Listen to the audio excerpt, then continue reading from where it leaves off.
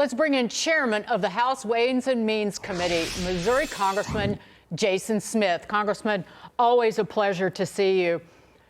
Do you think that Joe Biden keeps this going and pardons additional people, say his brother Jim Biden, anybody else who might be implicated in the Biden family scheme, for lack of a better phrase? Why wouldn't he? He has been very consistent about taking care of the family business. He took care of his son. Why won't he take care of his brother? What we have discovered with the IRS whistleblowers when they came forward to the Ways and Means Committee has been astonishing. And it is quite disturbing that President Biden, who said in June that he would not pardon his son, and then he did it last night. And you know what's even worse? The fact that in the pardon, it is the most broad pardon since Watergate. That is what's really disturbing. He's even pardoning for years of 2014 and 15, which is when Hunter Biden got on Burisma, which is when the statute of limitations expired under the Biden Justice Department of the most egregious crimes. Congressman, is the broadness of it what tells you that this pardon was as much potentially about Joe Biden as it is about Hunter Biden? It's about both, without a doubt. There's no question that Joe Biden was involved in the Biden family scheme where they were selling his brand all over the world for millions of dollars. We saw numerous documents that was provided by the IRS whistleblower that prove that. We saw millions of dollars going into multiple different LLCs, passing money through one entity to another, that ultimately money did go to Joe Biden. He said they were loans that he was paying back, but there was no documentations of any loans. Congressman, does Joe Biden need to pardon himself, given what you've seen? Now, that would be an overt admission of guilt, but again, does it end with pardons of Hunter and perhaps his brother, or is it possible that the President of the United States has to pardon himself? I wouldn't be surprised that if he tried to pardon himself. I would say that he was very concerned with those early years, 2014, 15, 16, and 17. We also saw on video where Vice President Biden said that he would withhold $1 billion until the Ukrainians got rid of the prosecutor that was prosecuting the company that his son Hunter served on the board and was receiving hundreds of thousands of dollars from, Burisma. I think that all of this just is not smelling very well. I want to ask you about the GOP's 100-day agenda. You're the tax guy.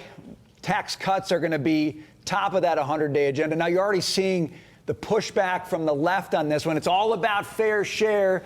If the tax cuts get extended, then the rich won't pay their fair share. But, of course, when you look at the data, Congressman, what you find, in fact, is the rich pay way more than their fair share when it comes to income tax. But that's the fight you're going to have. How do you line up for this fight? How do you win this fight for Trump? I'll tell you right now, we win this by delivering for working class Americans, small businesses, and family farmers. If Congress does nothing, every single American will face a tax increase by the end of the year. Every individual rate will go up. The child tax credit, which is something that helps a lot of working families, will be slashed in half. It will go from $2,000 to $1,000. The standard deduction, which 91% of Americans use to file their taxes, that gets slashed in half. These are tax cuts for real working Americans, and I would hope to think that the Democrats would not want those taxes to increase on working class Americans, small businesses, and farmers. Well, I'm going to hold your feet to some fire. So let's take a look at these numbers that Brian was just talking about. The top 1% pay more than 40% of the taxes. That is about 2 times more in taxes than their share of income, 40.4%. The bottom 50% of taxpayers only pay 3% of taxes. And that does not actually, it overstates the actual income tax burden.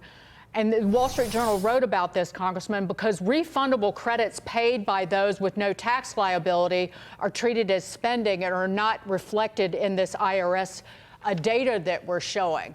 So let's talk about fair share and broadening the base in tax lingo and making the bottom 50% of individuals actually pay in more.